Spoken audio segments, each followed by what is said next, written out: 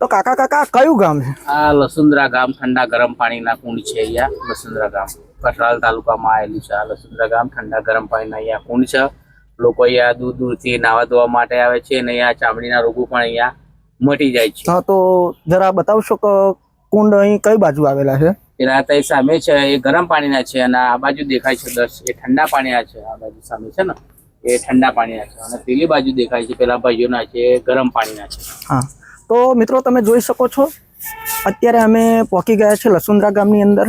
અને લસુંદરા ગામની અંદર જે સત્ય ઘટના છે જે ત્રેતા યુગની અંદર અહીંયા સ્થાપિત કરવામાં આવ્યું હતું એ અમે તમને જણાવવાનો પ્રયત્ન કરીશું. તો પહેલાં મિત્રો વિડીયોની અંદર બન્યા રહો, તો અમે તમને ટૂંક જ સમયની અંદર ગરમ પાણીના કુંડ બતાવીશું.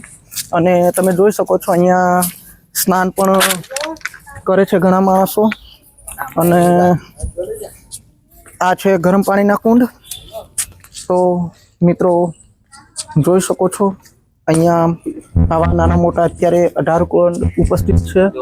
અને જ્યારે ત્રેતા યુગની અંદર કે જ્યારે આ ઇલાકાને હેડંબા વન તરીકે ઓળખવામાં આવતો હતો અને આ હેડંબા વનની અંદર જે હેડંબા રાક્ષણી હતી તેનો ભયાનક ત્રાસ હતો કે અહીંયા મનુષ્ય પશુ પક્ષી કે કશાને અહીંયા રહેવા નહોતા જતા. એનું કારણ કે તે રાક્ષણી હોવાના કારણે બધા એનો નાશ કરી નાખતી હતી ને બધાને ખાઈ જતી હતી. તો મિત્રો તમે જોઈ શકો છો અહીંયા સામે આવેલું છે રામજી મંદિર છે. તો મિત્રો અત્યારે આપણે પહોંચી ગયા છીએ કે જ્યાં રામજી મંદિર કે શ્રી રામના નિવાસ સ્થાન કરવામાં આવે છે. અને મિત્રો તમે જોઈ શકો છો કે જ્યાં સુરભંગ નામના જે ઋષિ હતા એ ઋષિના નિમિત્તે અહીંયા નાના મોટા આશ્રમ પણ બનાવવામાં આવ્યા છે.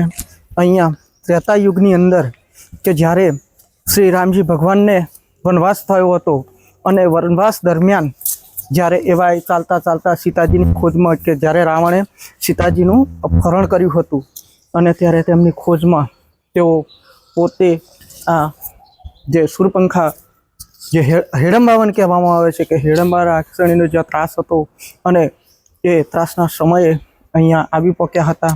અને અહીંયા જે સુરભંગ નામના ઋષિ રહેતા હતા અને એ ઋષિ ઘણા વર્ષોથી અહીંયા તપસ્યા કરી રહ્યા હતા.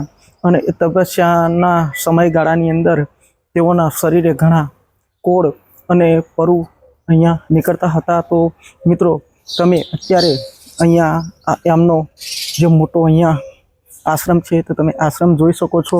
અહીંયા સીતારામજીની મૂર્તિ તેમના દ્વારા અહીંયા સ્થાપિત કરવામાં આવી હતી. તે મંદિર પણ જે પુરાતન છે જે ત્રેતા યુગની અંદર જેની સ્થાપના કરવામાં આવી હતી અત્યારે એ અહીંયા ઉપસ્થિત છે. અહીંયા જોડે મહાદેવજી મંદિર છે તે ત્રેતા યુગ પહેલાંનું આ પુરાતન મંદિર છે એ પણ મિત્રો તમે જોઈ શકો છો. અને મિત્રો આ રહસ્ય એ છે કે મિત્રો જ્યારે સુરભંગ ઋષિ અહીંયા જંગલની અંદર રહેતા હતા ત્યારે શ્રી રામ ભગવાન પોતે અહીંયા સીતાજીની ખોજમાં આવ્યા ત્યારે રાત્રિનો સમય હતો. રાત્રિનો સમય થઈ ગયો એટલે શ્રી રામે જે તેમની સાથે જે એમના મિત્રો હતા સાથીગણ હતા તો તેમને કહેવામાં આવ્યું કે આ વનની અંદર જો કોઈ નાનો મોટો આશ્રમ હોય કે કોઈ વસવાટ કરતો માનવી હોય તો તેને અમને થોડો સહારો મળી જાય એટલે તેની ખોજ કરો. તો જ્યારે જે એમની જોડે જે એમના સાથીગણ હતા તો એવા ખોરતા ખોરતા અહીંયા ઋષિના આશ્રમે આવે છે અને ઋષિને લઈ અને ત્યાં શ્રી રામજી જોડે જાય છે અને રામજી પોતે અહીંયા આવે છે. પણ જ્યારે ઋષિનું મનોબળ અહીંયા તૂટી ગયેલું હોય છે કે તેઓ તેમની કોઈ સેવા કરવા તૈયાર નથી હોતા. અને ત્યારે પ્રભુ શ્રી રામ કહે છે કે મહારાજ અમારું કોઈ વ્યવસ્થા કરો. તો ઋષિ પોતે કહે છે કે હે પ્રભુ અત્યારે હું આવું કોડીલો માણસ છું જે મારા અંગેથી પરુ નીકળે છે તો હું તમારી કંઈ સેવા કરી શકતો નથી. તો જાતે સ્વયં ભગવાને અહીંયા શ્રી રામે અહીંયા 118 કુંડ બનાવવામાં આવ્યા હતા અને એ ઋષિને એ કુંડની અંદર સ્નાન કરાવડાવવામાં આવ્યું હતું. ત્યાર પછી જે ઋષિના જે કોળ હતા જે શરીરની અંદરથી પરુ નીકળતા હતા જેમને કોઈ અડી શકતું ન હતું તેઓ અત્યંત જે હતા એ પરિસ્થિતિમાં આવી ગયા હતા અને શરીર એમનું કોમળ શરીર બનાવવામાં આવ્યું હતું. તો મિત્રો ચાલો અત્યારે અમે તમને એ કુંડ ફરીથી બતાવીશું કે જે જગ્યાએ 118 કુંડ બનાવી અને જે ઋષિને અહીંયા સ્નાન કરાવવામાં આવ્યું હતું.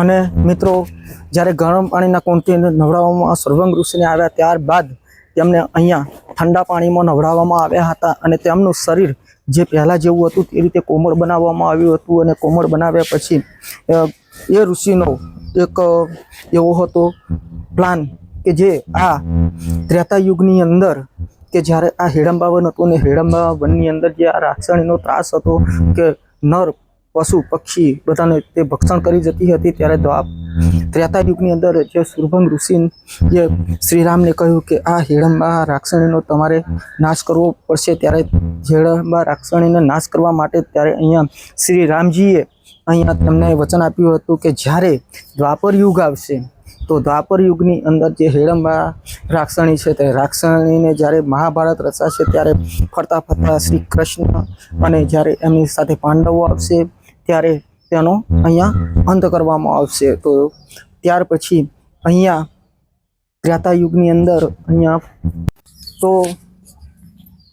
ત્યાર પછી અહીંયા દ્વાપર યુગ આવે છે અને દ્વાપર યુગની અંદર જ્યારે પાંડવો પણ અહીંયા આ હિડમ્બા વનની અંદર પધારે છે અને હિડમ્બા વનની અંદર પધારે છે ત્યારે અહીંયા હિડમ્બા વનની અંદર જે હિડમ્બા નામની રાક્ષણી હોય છે તેનો ઘણો ત્રાસ હોતો હોય છે, પણ જ્યારે અહીંયા ભીમ આવી પહોંચે છે અને ભીમ જોડે તેના સારા સંબંધ બંધાય છે, એ સંબંધોને બાંધવાથી અહીંયા રાક્ષણીનો ત્રાસ મુક્ત થાય છે અને રાક્ષણીનો ત્રાસ પણ મુક્ત થાય છે. અને મિત્રો અત્યારે પણ કળિયુગ ચાલે છે, તો કળિયુગની અંદર પણ અત્યારે કલ્કી અવતારની અંદર પણ આ કુંડ અહીંયા ઉપસ્થિત છે.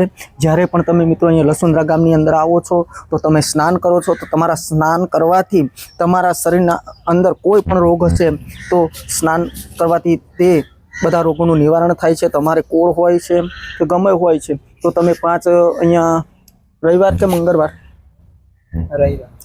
5 રવિવાર ભરવાથી મિત્રો અહીંયા તમારા શરીરના બધા જ જે કંઈક